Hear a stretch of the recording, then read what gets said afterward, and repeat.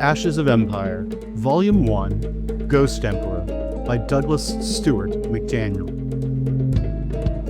Prologue, The Body of the King, Babylon, 323 BCE. Before the Wars of the Diadochi, there was a funeral, sorts. Not a quiet one, not a sacred rite, but the beginning of something far more violent, something that would echo for generations. Alexander, conqueror of the known world, had died without naming an heir. No declaration, no final command, only silence at a body too sacred, too dangerous, too charged with prophecy to be laid to rest. And so the question became not who would rule next, but who would carry the corpse. Perdiccas, closest to the throne, stepped forward first, with Roxana, the widow queen, at his side, and Eumenes, Alexander's loyal secretary. He claimed the regency. He spoke of stability, of holding the empire together. But Babylon was already fracturing, the air thick with incense and ambition.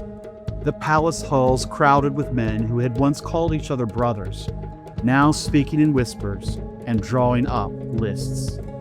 Ptolemy, ever smiling, offered his support for the funeral procession. His allegiance was spoken plainly. His intentions were not. He moved gold into the hands of bodyguards, shifted the route westward, southward, and waited.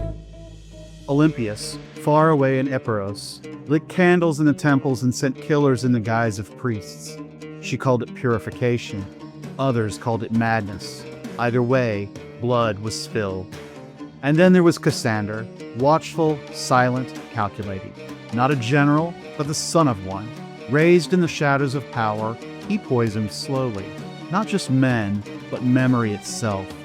He erased loyalists, rewrote decrees, and prepared to outlive them all. The body moved, not toward peace, but toward Egypt. The procession, meant to honor the dead, and 2 years in the making, became a campaign of its own. What should have been sacred turned brutal. Perdiccas marched south toward the Nile, determined to take back what had been stolen. But even there, betrayal waited beneath the surface. By the time the fires died down and the dust settled, Alexander's body had vanished from the world stage. Not buried, not burned, installed, half relic, half threat, in a new kingdom built on lies. And still, Roxana watched and waited, her son yet unborn, Alexander's son. She had already removed her rival, already whispered stories of divinity into the ears of those who would listen. The wars would go on. They would wear many masks: honor, vengeance, legacy. But it began here, with a corpse no one could bury, with generals who would not grieve, with a widow who would not break.